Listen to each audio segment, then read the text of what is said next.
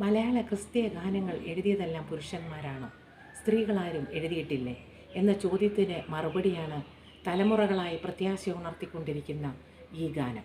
ലോകമാം ഗംഭീരവാരിധിയിൽ വിശ്വാസക്കപ്പലിലോടിട്ട് നിത്യവീടും. ഈ ഗാനം എഴുതിയത് സിസ്റ്റർ അന്നമ്മ മാമനാണ്. 1914 പത്തനംതിട്ട ജില്ലയിലെ കുമ്പനാട് എന്ന ഗ്രാമത്തിൽ ജനിച്ച് പിന്നെ മലയാളക്കരയുടെ ധീരയായ സുവിശേഷകയായി മാറിയ സിസ്റ്റർ അന്നമ്മ മാമൻ. വിദ്യാഭ്യാസത്തിന് ശേഷം അന്നമ്മ ഒരു അധ്യാപികയായി ജോലി ചെയ്യുകയായിരുന്നു.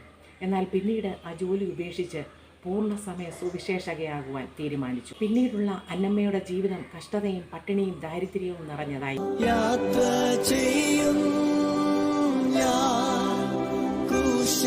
നോക്കി യുദ്ധം ചെയ്യും